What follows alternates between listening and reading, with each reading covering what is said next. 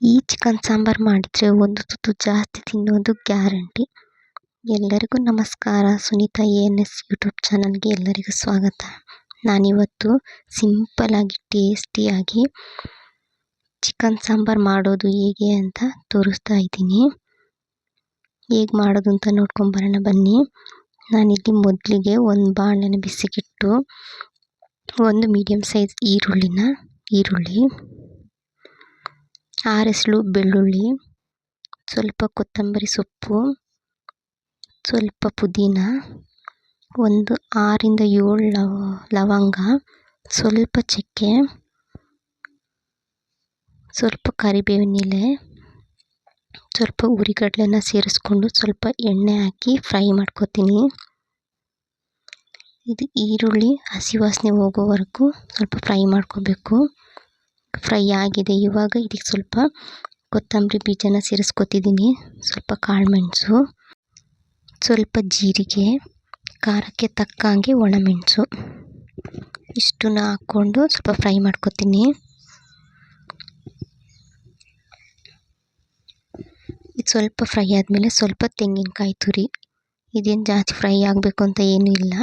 ಇದನ್ನ ಸ್ವಲ್ಪ ಫ್ರೈ ಮಾಡಿಕೊಂಡು ಒಂದು ಮಿಕ್ಸಿ ಜಾರಿಗೆ ಹಾಕ್ಕೊಂಡು ಇದಕ್ಕೆ ಸ್ವಲ್ಪ ಅರಿಶಿನ ಪೌಡರ್, ಸ್ವಲ್ಪ ನೀರನ್ನ ಸೇರಿಸ್ಕೊಂಡು ರುಬ್ಕೋತೀನಿ.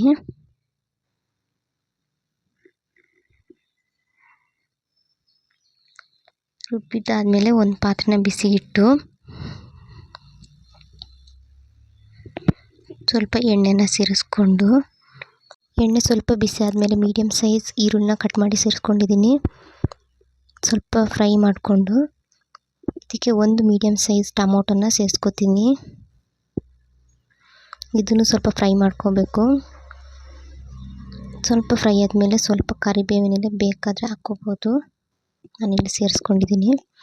ಇದನ್ನು ಸ್ವಲ್ಪ ಫ್ರೈ ಮಾಡಿಕೊಂಡು ಈಗ ಇದಕ್ಕೆ 1 kg ಆಗೋಷ್ಟು ಚಿಕನ್ನ ಸೇರಿಸ್ಕೊತೀನಿ. ಇದಕ್ಕೆ ಸ್ವಲ್ಪ ಅರಿಶಿನ ಪೌಡರ್, ಸ್ವಲ್ಪ ರುಚಿಗೆ ತಕ್ಕಷ್ಟು ಉಪ್ಪು ಹಾಕ್ಕೊಂಡು ಚೆನ್ನಾಗಿ ಮಿಕ್ಸ್ ಮಾಡಿಕೊಂಡು ಒಂದು 20 ನಿಮಿಷ ಇದನ್ನು ಮುಚ್ಚಳ ಮುಚ್ಚಿ ಬೇಯಿಸ್ಕೊತೀನಿ.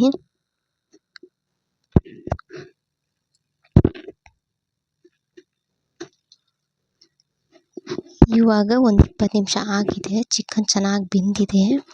ಇವಾಗ ನಾನು ರುಬ್ಬಿಟ್ಟಂಥ ಮಸಾಲೆನ ಸೇರಿಸ್ಕೊತೀನಿ.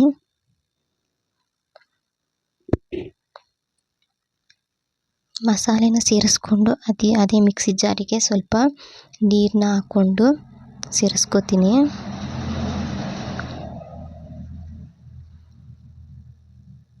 ಈಗ ಉಪ್ಪು ಕಮ್ಮಿ ಆಗಿದ್ದರೆ ಸೇರಿಸ್ಕೊಂಡು ಇನ್ನೊಂದು 2 ರಿಂದ 3 ನಿಮಿಷ ಕುದಿಸ್ಕೊತೀನಿ.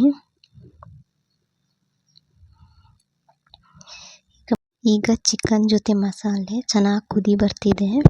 ಈ ಟೈಮಲ್ಲಿ ನಾನು ಸ್ವಲ್ಪ ಕೊತ್ತಂಬರಿ ಸೊಪ್ಪನ್ನ ಸೇರಿಸ್ಕೊತೀನಿ.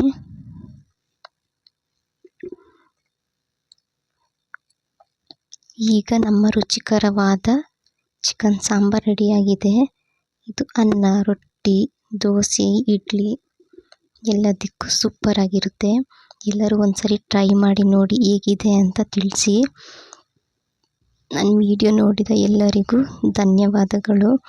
ಪ್ಲೀಸ್ ನನ್ನ ಚಾನಲ್ನ ಸಬ್ಸ್ಕ್ರೈಬ್ ಮಾಡ್ಕೊಳ್ಳಿ, ಶೇರ್ ಮಾಡಿ. ವಿಡಿಯೋ ಇಷ್ಟ ಆದರೆ ಒಂದು ಲೈಕ್ ಕೊಡಿ. Thank you.